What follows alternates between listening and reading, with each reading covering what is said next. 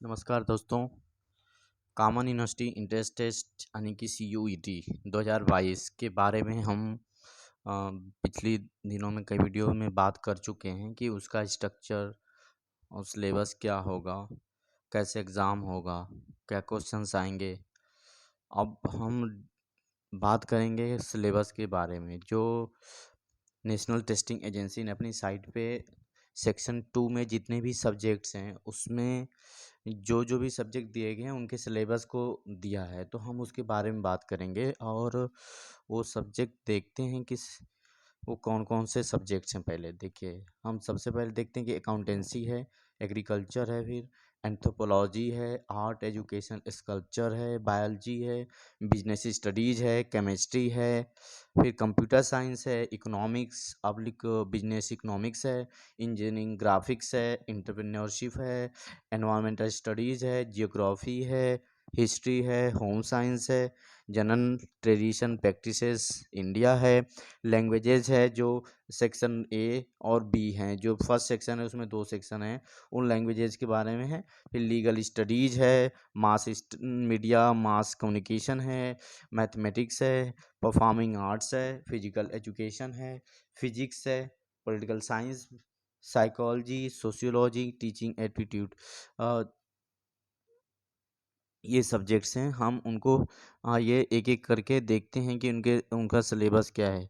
Okay, सो हम directly जहाँ पे सिलेबस दिया गया है हम डायरेक्टली वहीं जाते हैं।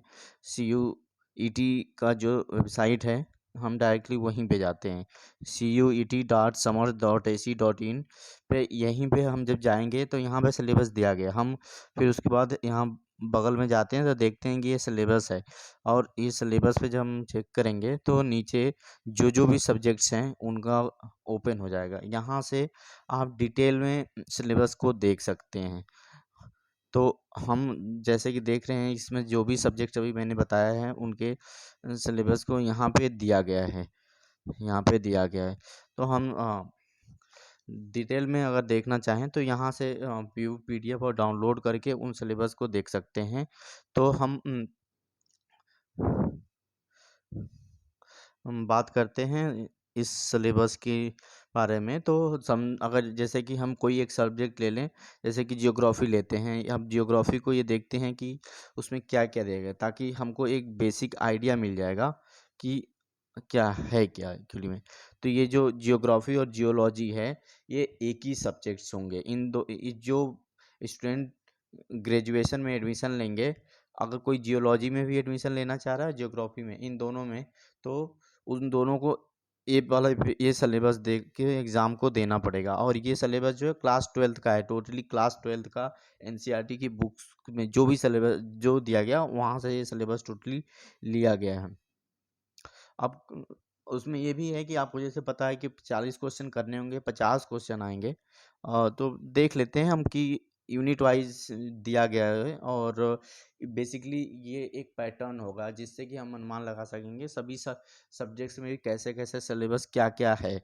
तो जैसे जियोग्राफी या जियोलॉजी की बात करते हैं तो सबसे पहले है कि फंडामेंटल्स ऑफ ह्यूमन जियोग्राफी। और अब हम फंडामेंटल्स ऑफ ह्यूमन ज्योग्राफी में बात करते हैं तो देखते हैं कि कितनी यूनिट्स हैं इसमें।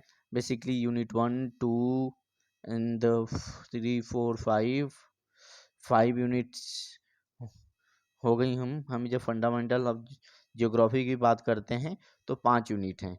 तो पहली यूनिट है ह्यूमन ज्योग्राफी नेचर। इसको बेसिकली ह्यूमन ज्योग्राफी में ह्यूमन और नेचर के बारे में बताया गया होगा यहाँ पे। और इसमें टोटली 5 यूनिट है, यानी कि एक जो टॉपिक है उसमें 5 यूनिट दी गई हैं, उसके बारे में पढ़ना है। फिर दूसरा यूनिट है पीपल के बारे में, फिर ह्यूमन एक्टिविटीज़ के बारे में है, फिर है ट्रांसपोर्ट कम्युनिकेशन ट्रेड के बारे में है, फिर ह्यूमन सेटलमेंट्स के बारे में है। अब फिर जाते हैं देखते हैं तो जो दूसरी यूनिट है, दूसरा सेक्शन है इंडिया पीपल एंड इकोनॉमी, यानी कि इंडियन इकोनॉमी ज्योग्राफी की बात किया गया है। इंडिया की ज्योग्राफी की इसमें बात है। उसमें भी people, human settlement, human development, transport communication, international trade and geographical perspective on selected issues and problems, इनके बारे में बताया गया। यानी कि ये 2 टॉपिक से टोटली ये 2 टॉपिक दिया गया है जिससे कि अ, हमारा ज्योग्राफी में आएगा। तो हम जैसे देख सकते हैं 2 टॉपिक है। आपका जो दूसरा टॉपिक है, जैसे कि ये पहला टॉपिक है फंडामेंटल ऑफ ह्यूमन ज्योग्राफी। इसमें जो-जो यूनिट्स दी गई हैं, सेम यूनिट एक तरह से इन सब का एप्लीकेशन, ये एक तरह से कॉन्सेप्ट है।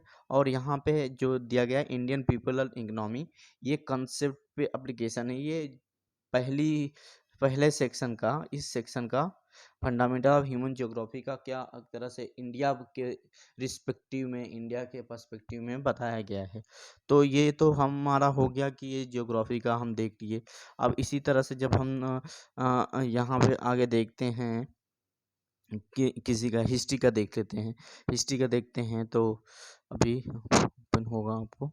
ये हिस्ट्री का है, क्लास 12th का। आपको बता दें कि ये हिस्ट्री या जो भी सब्जेक्ट्स होंगे सब क्लास 12th बेस के होंगे। अभी हिस्ट्री में देखते हैं तो यहाँ पे यूनिट 1 है, history of first cities, Harappan archaeology, political and economic history, how inscription tell a story. और यूनिट 3 दी गई है। यूनिट 4 है, बुद्धिज़्म के बारे में है।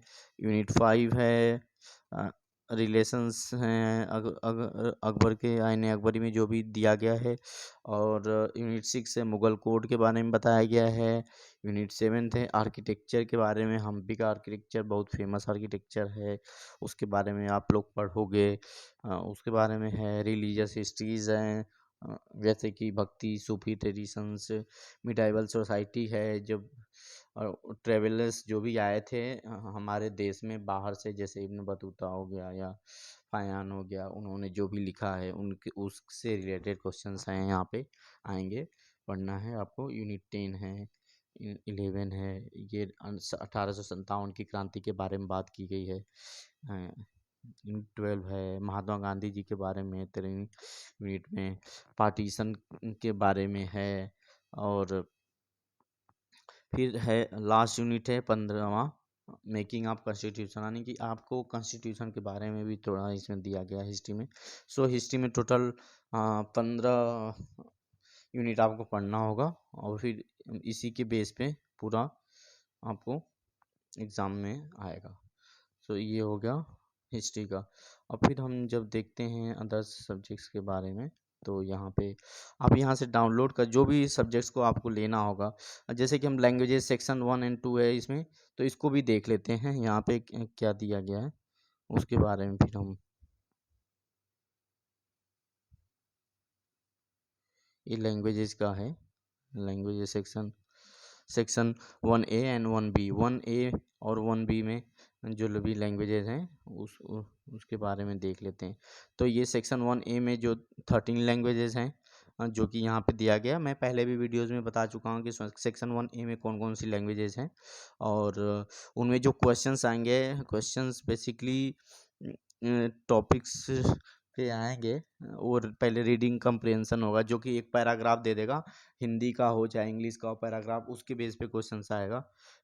300-400 वर्ड का पैराग्राफ होगा और उसमें फैक्चुअल, नरेटिव और लिटरली चीज़ें पूछी जाती हैं कि यानी कि ये पैराग्राफ से आप क्या समझते हो। कोई पूछ देगा कि इसका पूरे पैराग्राफ की क्या मीनिंग है, यानी कि इसका शीर्षक। जैसे कोई भी आप जब प्रोज या पोएट्री पढ़ते तो उसका एक शीर्षक होता है, उससे पूछेगा कि उसी तरह से कि पैराग्राफ का होल मीनिंग क्या है। या कोई लाइन दे देगा, पूछेगा कि इसकी मीनिंग क्या है, या कोई वर्ड दे देगा इसकी मीनिंग क्या है।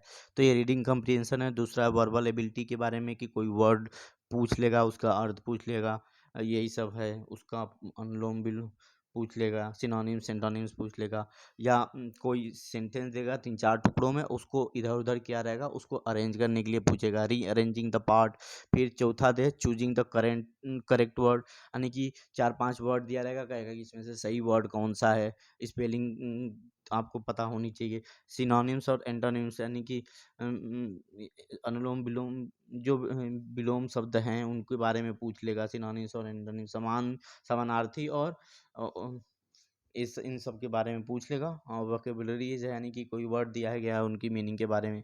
तो ये सेक्शन बी की 20 लैंग्वेजेज हैं, सेक्शन ए में 13 लैंग्वेजेज हैं। इनके बारे में तो ये टोटल आपको एक तरह से 6 टॉपिक से रिलेटेड आएगा लैंग्वेज में। वर्बल एबिलिटी, पैराग्राफ, अरेंज करने के लिए है, करेक्ट वर्ड चूज करने के लिए है, सिनोनिम्स एंड एंटोनिम्स है, वोकेबुलरीज है। तो ये है क्या लैंग्वेज का पार्ट। तो आपका जो पहला सेक्शन पेपर है उसमें ये इस तरह से आएगा। तो हम बेसिकली आप देख चुके हैं कि जो सब्जेक्ट्स हैं उसमें बेसिकली 10 से लेके 15 यूनिट तक हैं, और जो लैंग्वेज का पार्ट है उसमें 6 पार्ट है।